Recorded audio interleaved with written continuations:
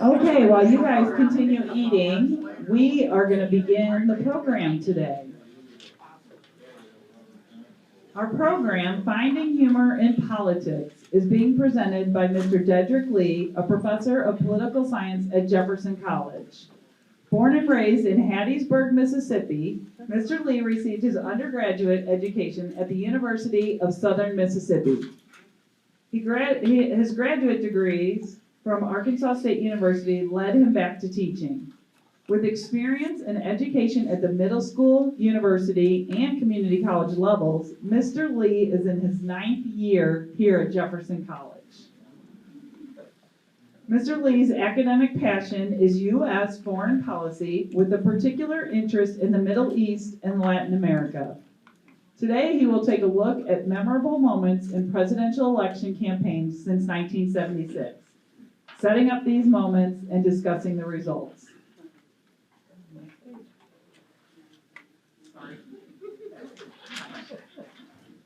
Okay, it'll be a humorous look back at the events that will make partisans from all sides smile, turn away, or even sigh.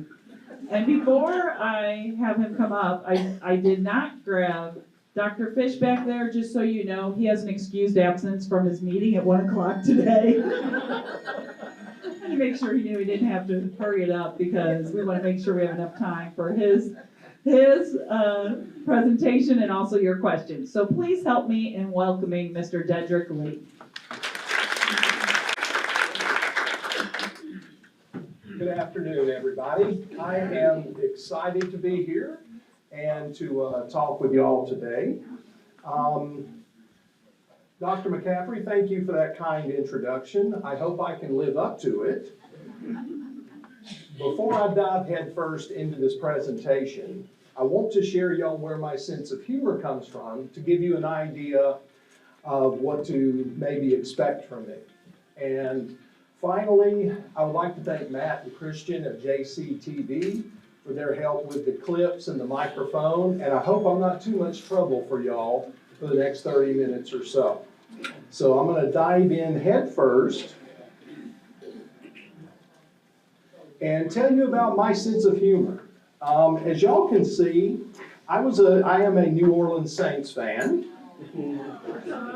Yeah, last night was not so good at all. But, so I am no stranger to heartache, disappointment, and stealing defeat from the jaws of victory. My Saints did not have a winning record until their 20th season, around 1988, and they did not win their first playoff game until the year 2000. And that was a great moment for me, because they defeated that team that used to play football at the Dome at the Americas Center. So, as a Saints fan, sometimes I know that success can lead to a greater fall. And I am still living off that Super Bowl 44 victory. Humor is my way of dealing with stress, loss, awkwardness, disappointment. And one time, as about 11 years ago, I made a disparaging comment about my father while giving my mother's eulogy. I do remember he did laugh at it, and so that brought me a moment of calm while I was giving my mother's eulogy. So thank you, Dad, at your expense.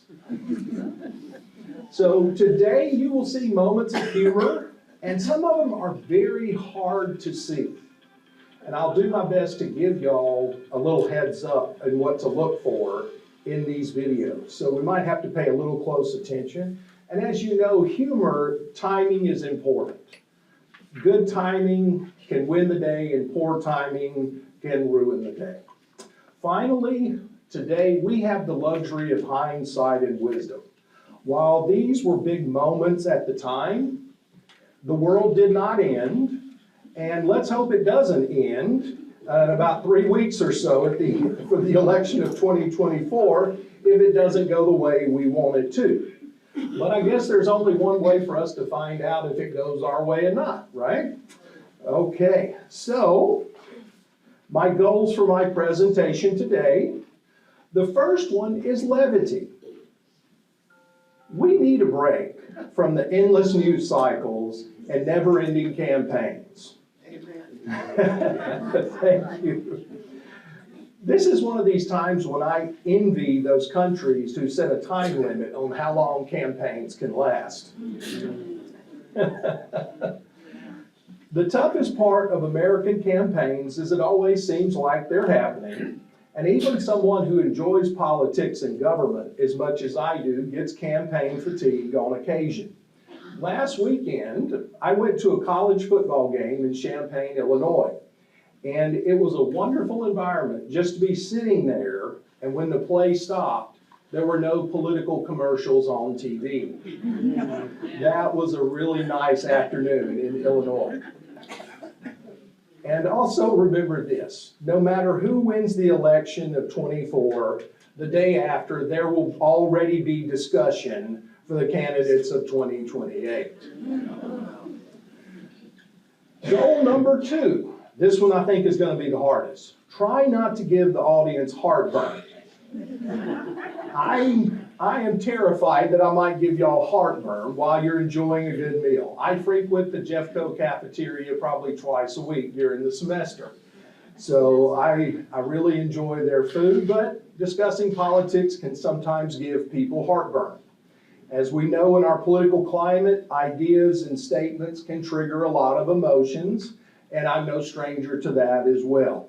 So I want to try and avoid that as much as possible.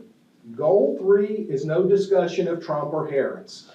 I did this intentionally because I wanted this to be a look back at some humorous events or events that might turn out to be funny in hindsight. If you need to discuss politics, there's no shortage of people you can argue with online or on your favorite social media platform. So I want to try and avoid that as much as possible. Alrighty? And who knows, if you are on social media, you might end up arguing with me. But out of everyone's respect today, I won't mention either candidate. So let's put those two aside for now. So some of the memorable moments that people might remember is starting with Richard Nixon at the first televised debate. Appearances are a big deal to people, and they're no different with campaigns as well. A good appearance can demonstrate confidence. So we have the famous moment of Richard Nixon sweating on camera in the 1960 presidential debate with JFK. The lights and camera made Nixon sweat while JFK looked cool and calm. I wonder who had control of the air conditioning in the studio that night. I wonder about that one. And so it's kind of interesting that people who listened to the debate on radio thought Nixon won, while TV viewers saw JFK as the victor. Well, anywho, we have Sarah Palin. And this is a moment that I think is kind of fun because she winked at the camera 7 times during the debate with Joe Biden in 2008. And so we can only wonder, was this a nervous habit like we all have? Was the lighting in her face? Did she have a medical condition? Or was it something she planned to actually do, to wink at the audience? But I guess we'll never know. Then in 2008, there were many debates between Hillary Clinton and Barack Obama.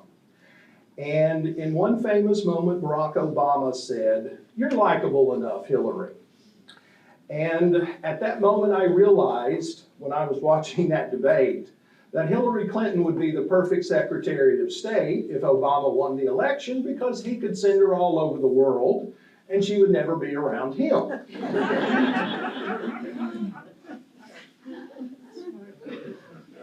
And so as we see, small things can explode into big issues. I've got a lot more time up here, so who knows what I may turn into a big issue here today.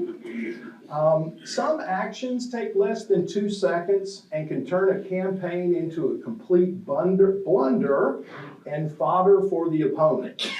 We will see an instance of this in the 1992 presidential debate, where it's such a quick moment that most people don't even notice it, but it became a major issue. But instead of starting on small ones, let's jump into a big one, and we'll start with the presidential debate of 1976. Okay, so Gerald Ford was no stranger to gaffes as a president. Many people viewed him as clumsy, and many of y'all might remember the actor Chevy Chase on Saturday Night Live made a name for himself portraying Ford several times. As y'all can see, the image up here on the screen is when Ford fell from the wet staircase on Air Force One going to visit Austria in 1975. So President Ford and Georgia Governor Jimmy Carter are participating in a foreign policy debate. Gerald Ford is asked a question about the Soviet Union's influence in Europe. Ford goes into this long-winded answer on the Helsinki Accords signed from 1975. After about 3 minutes of talking, Ford stumbles into his blunder, and it becomes a big issue for his campaign. Military maneuvers that are to be undertaken, they have done it in both cases where they've done so. There is no Soviet domination of Eastern Europe, and there never will be under a Ford administration. I'm sorry, could I just follow? Did I understand you to say, sir, that the Russians are not using Eastern Europe as their own sphere of influence and occupying most of the countries there and making sure with their troops that it's a communist zone, whereas on our side of the line, the Italians and the French are still flirting with possibility? I don't believe, Mr. Frankel, that the Yugoslavians consider themselves dominated by the Soviet Union. I don't believe that the Romanians consider themselves dominated by the Soviet Union. I don't believe that the Poles consider themselves dominated by the Soviet Union. Each of those countries is independent, autonomous. It has its own territorial integrity. And the United States does not concede that those countries are under the domination of the Soviet Union. Okay, so in this clip, as y'all see Ford's famous comment, there is no Soviet domination in Poland. And for me, the moment of humor is the actual moderator when he asks Ford to kind of clarify that. And so I wonder, was he trying to get him in a gotcha moment, or was he actually trying to bail out Ford from his comment? And so Ford goes on to double down and say it again, but Ford was right when it came to the idea of Yugoslavia and Romania. Okay, they did not see themselves as being dominated by the Soviet Union.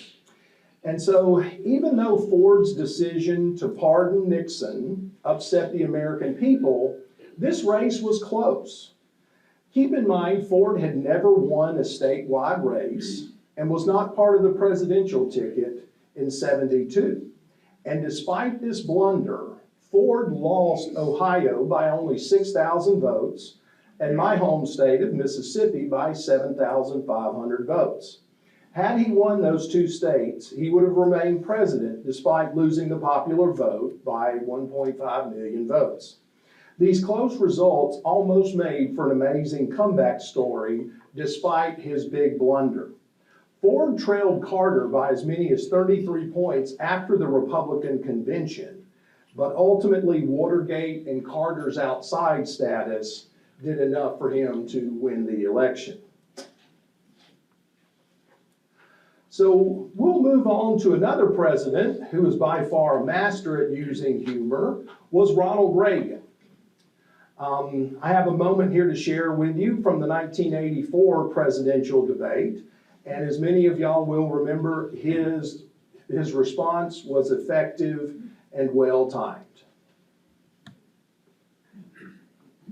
You already are the oldest president in history, and some of your staff say you were tired after your most recent encounter with Mr. Mondale. I recall yet that President Kennedy had to go for days on end with very little sleep during the Cuba Missile Crisis. Is there any doubt in your mind that you would be able to function in such circumstances?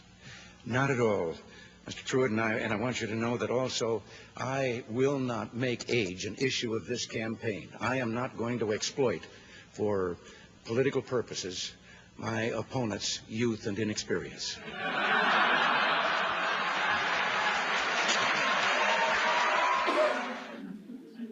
Okay, so the great moment about this was even Mondale was laughing. When your opponent is laughing at a joke you make, you know you've hit that one out of the park. However, Reagan's humor did get him into trouble when it came to the 1988 presidential election.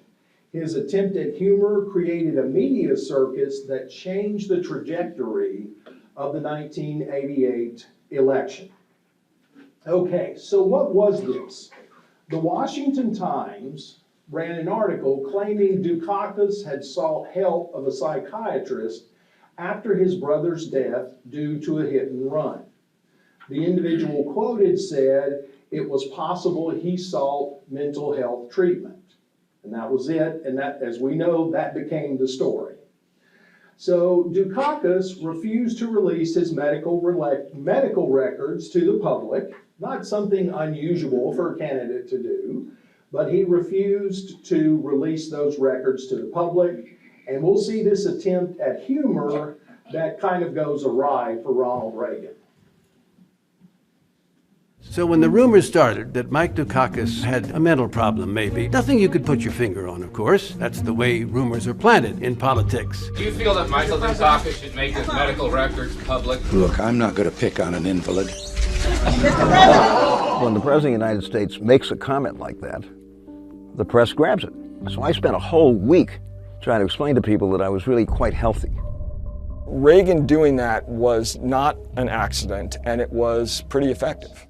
Okay, so as y'all could see, Dukakis was actually trying to show how fit he was, and I'm sure he had a few jazzercise lessons while he was at it.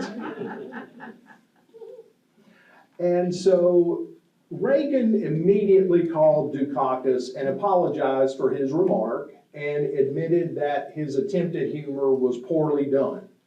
Dukakis graciously accepted the apology and quickly forgave Reagan. Unfortunately, the damage was done for Dukakis. He had to respond to issues related to his mental health and the idea that somehow he was a weak person, and he was also weak on military matters. Well, unfortunately, Dukakis was taking on George H. Bush, who had a superb military record, okay? And this gave Bush a strength in foreign policy issues.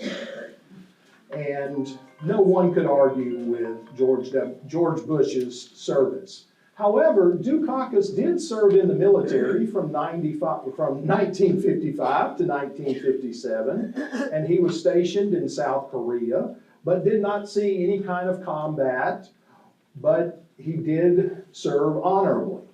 But there was just no way Dukakis could match Bush's military experience and record. So this is a famous image from this campaign that many of you have seen before. All righty, and so this was a funny moment of the 1988 campaign brought on by that report published in the Washington Times.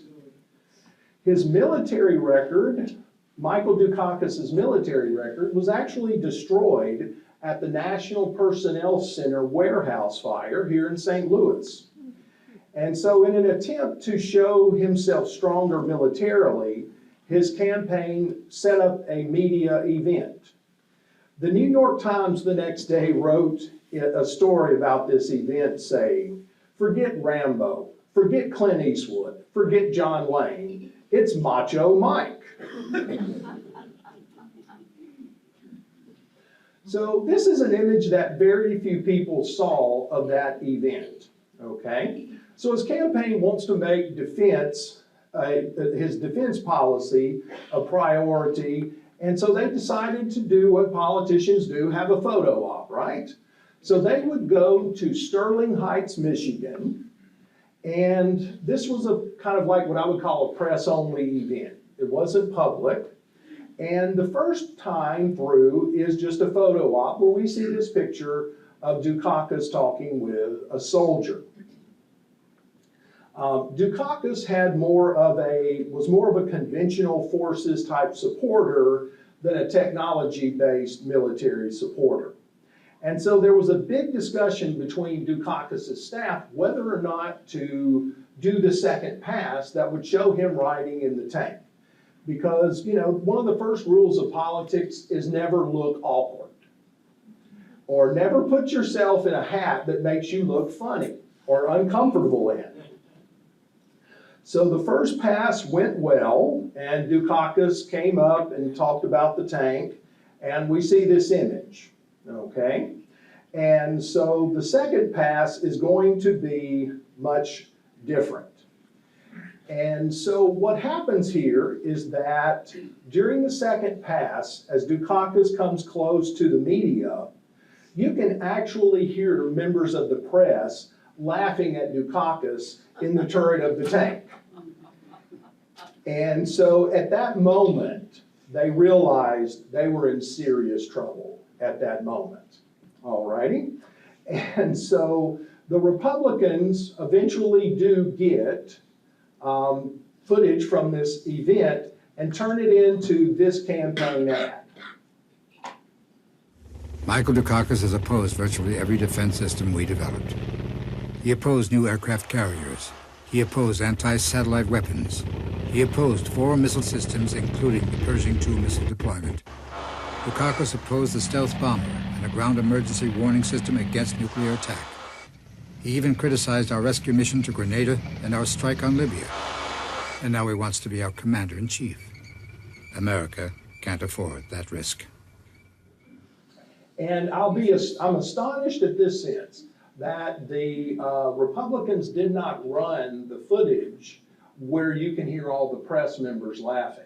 Y'all didn't hear any laughing or anything during that video, but in other videos you can hear the press just, you know, about to split their sides because they're laughing so hard. And Sam Donaldson was one who was really heard on camera cackling quite a bit due to this video here. So as we can see, sometimes appearances do matter, and looking awkward in the moment can doom it. And Dukakis' chances of what I would say showing any kind of strength on military was quickly wiped away. However, we're not done with 1988 just yet. So we have the debate between Dan Quayle and Lloyd Bentsen. All right, many of y'all may be familiar with this blunder during the debate. And during the campaign, Dan Quayle had compared himself several times to the late President John F. Kennedy. And he was comparing himself, especially when it came to experience in D.C. Bentsen's staff knew that Quayle was going to use the comparison in the debate, and Bentsen and his aides were ready to respond. The funny thing about this moment was that Quayle's advisors were continuously hesitant to tell Quayle to compare himself with JFK. They knew it would be something Bentsen would pounce on, but Quayle was determined to say it. As we know, sometimes the true nature of a person or a candidate comes out, that sometimes it's impossible to stop somebody when they want to do something, and they're that determined. Okay, so we'll play this clip, and what I want to give y'all a little bit, you'll see the line, you'll see Bentsen's response, but then pay attention to the very end, what Tom Brokaw said to try and create a moment of levity. It is not just age, it's accomplishments, it's experience. I have far more experience than many others that sought the office of Vice President of this country. I have as much experience in the Congress as Jack Kennedy did when he sought the presidency. I will be prepared to deal with the people in the Bush administration if that unfortunate event would ever occur. Senator Benson. Senator, I served with Jack Kennedy. I knew Jack Kennedy. Jack Kennedy was a friend of mine. Senator, you're no Jack Kennedy.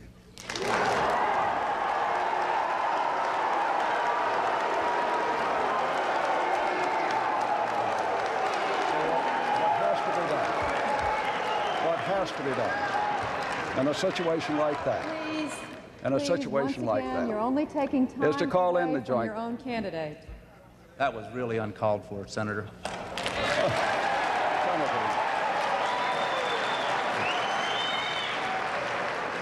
You're the one that was making the comparisons, Senator, and I'm one who knew him well. And frankly, I think you're so far apart in the objectives you choose for your country that I did not think the comparison was well taken. Tom, a question for Senator Benson. Since you seem to be taking no hostages on the stage, let me ask you a question.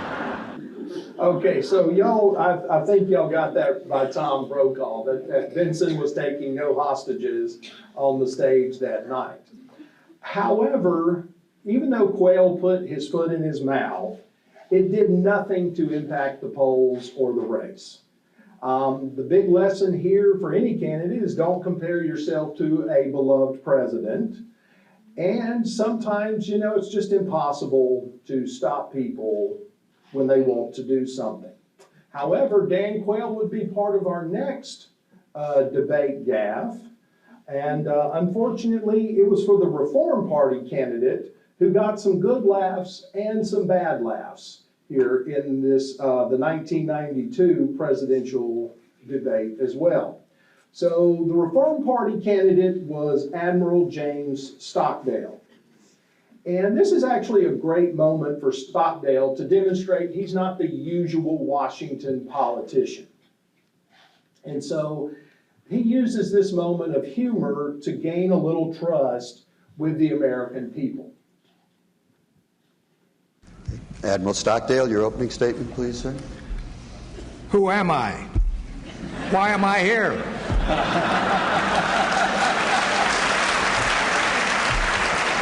I'm not a politician, everybody knows that, so don't expect me to use the language of the Washington Insider. 37 years in the Navy, and only one of them up there in Washington. And now I'm an academic. Okay, so, you know, this one isn't bad, is it? Not a bad moment here to connect with the voters. But a little while later in this same debate, this moment speaks for itself. What I'm about to say doesn't apply to the debate tonight. It applies to the campaign that's been going on outside this auditorium. With 3 weeks to go, this campaign has at times been very ugly, with the tone being set by personal negative attacks. As candidates, how does it look from your viewpoint, and are these tactics really necessary? Admiral Stockdale, it's your turn to go. You know, I didn't have my hearing aid turned on. Tell me again. I was saying that at times this campaign has been very ugly with personal negative attacks. As a candidate, how does it look from where you are, and are these tactics really necessary? Nasty attacks. Well.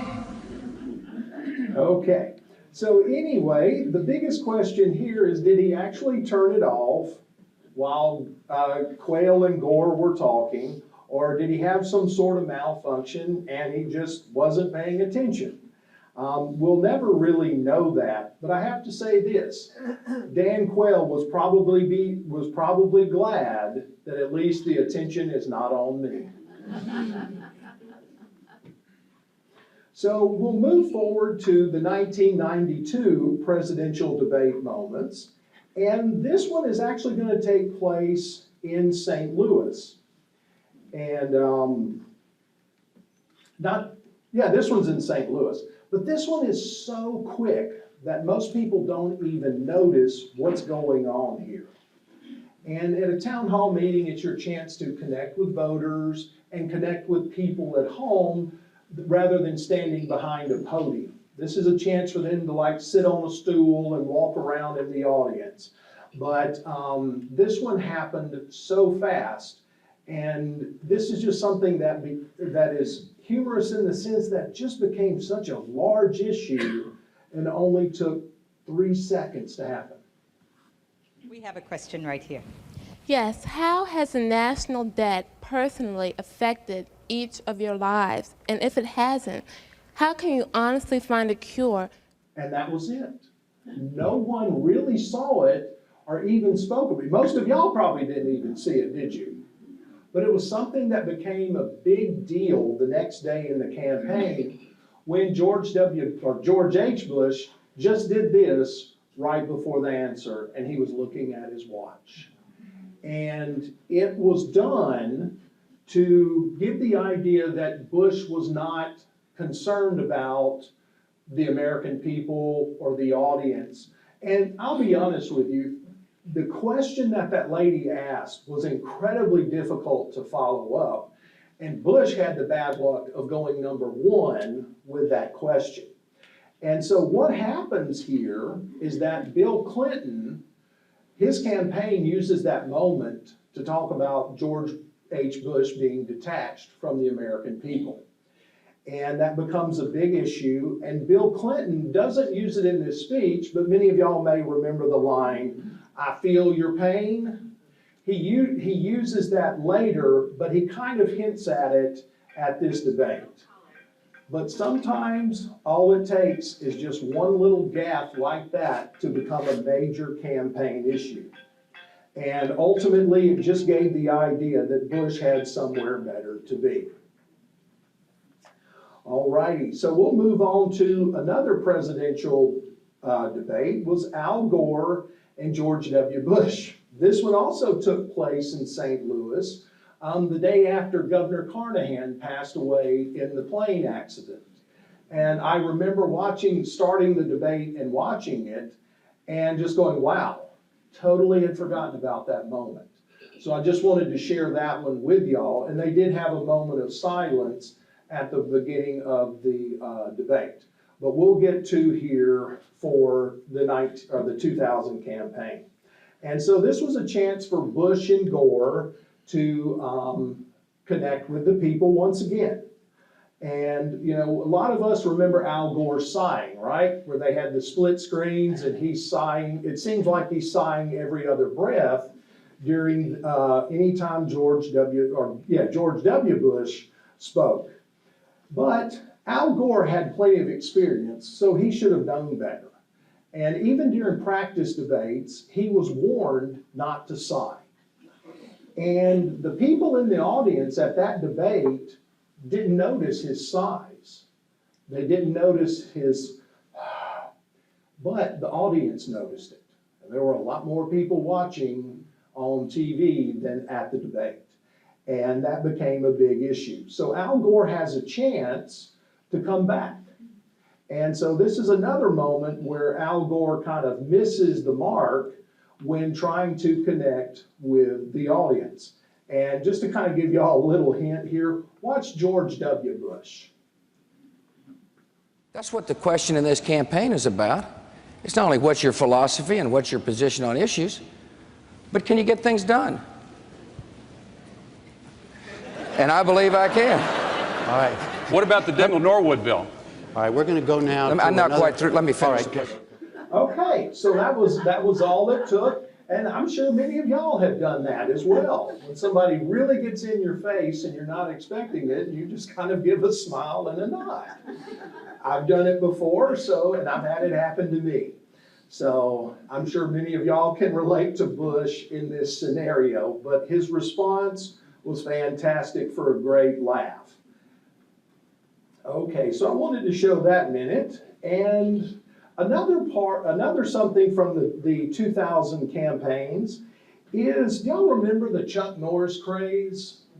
Okay, well, let's talk about the Chuck Norris craze in the 2008 elections. Some of y'all might remember some of these funny things, such as when Chuck Norris goes hunting, he wears a blindfold and gives the animals a gun. It's only fair. Chuck Norris can dribble a bowling ball. My favorite is Chuck Norris makes onions cry. In 2008, Mike Huckabee was endorsed by Chuck Norris. And to capitalize on this pop culture craze and to get attention to his website, Mike Huckabee had Chuck Norris make an ad for it.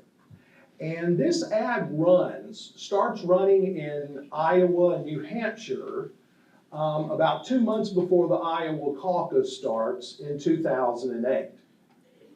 So let's see this video clip.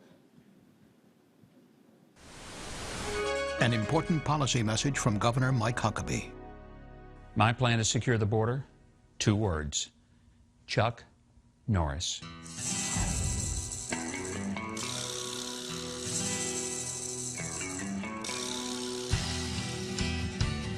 Mike Huckabee's a lifelong hunter who'll protect our Second Amendment rights. There's no chin behind Chuck Norris's beard, only another fist. Mike Huckabee wants to put the IRS out of business. When Chuck Norris does a push-up, he isn't lifting himself up. He's pushing the earth down. Mike's a principled, authentic conservative. Chuck Norris doesn't endorse. He tells America how it's going to be.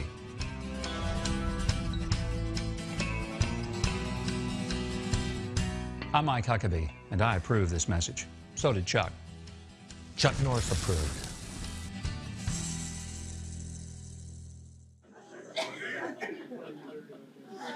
So how did the results work in Iowa? Well, as y'all can see, Chuck Norris would have approved of these results. Huckabee won the Iowa caucuses with 34% of the vote, and the eventual Republican nominee, John McCain, came in 4th place. But Huckabee's momentum quickly fell. I don't know if the other parts of the country enjoyed that commercial as much as I did, but and as much as you did too.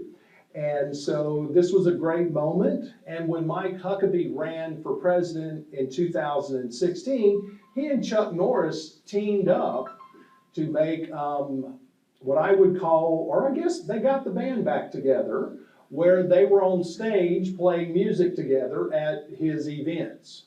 So, you know, that's a great moment here of friendship between a celebrity and a politician, and also giving us a good laugh in the process.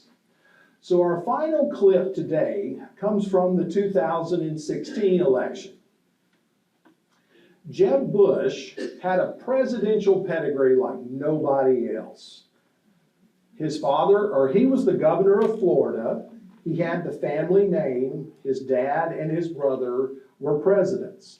He had a well-funded super PAC and a well-funded campaign, and seemed poised to win the nomination in 2016. But however, things were changing in America, and he was not prepared to handle this change. Prior to the New Hampshire primary, Jeb Bush sets out to attack Trump and show that he has some fight left in him. So as I play this clip, pay attention to the child behind Jeb Bush, and ultimately you'll see it just wasn't his time. Is creating a more dangerous world. So here's my pledge to you. I will be a commander-in-chief that will have the back of the military. I won't trash talk. I won't be a divider-in-chief or an agitator-in-chief. I won't be out there blowharding, talking a big game without backing it up. I think the next president needs to be a lot quieter, but send a signal that we're prepared to act in the national security interests of this country to get back in the business of creating a more peaceful world. Please clap.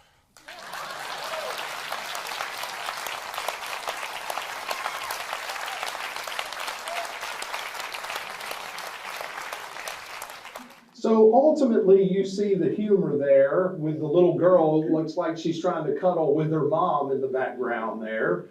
But also just it just seemed like something was wrong with that line, or he was waiting for the big moment where he could, you know, kind of wave his arm in triumph, but it just never came around. And as I wrap up my speech today, I hope I've given you a little bit of levity. from all these different campaigns. And I certainly hope that I have not upset your digestive systems. I noticed there's a book right here that says how not to get sick. Maybe there's something in there, if by watching my presentation today, might help you out. And so rather than asking you to applaud for me, I would like for anyone, do you have any questions at this moment? We can applaud for him before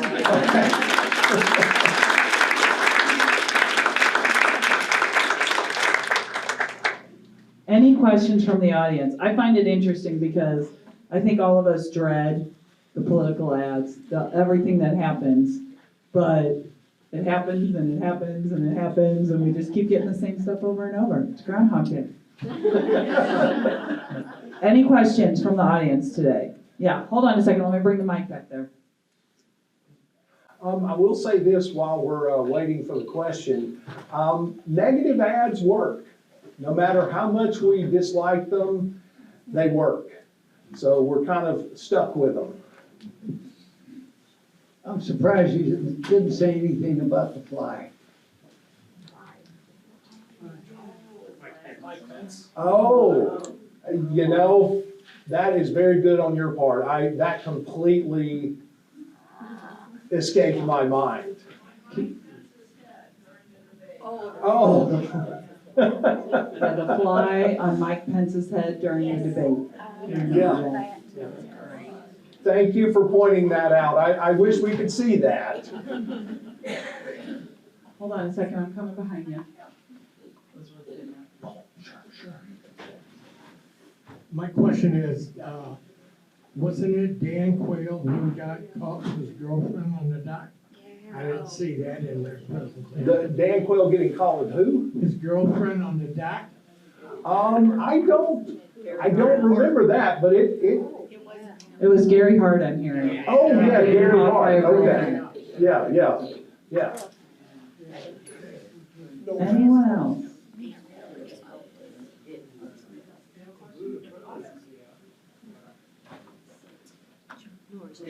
Might as well be part of the audience. So,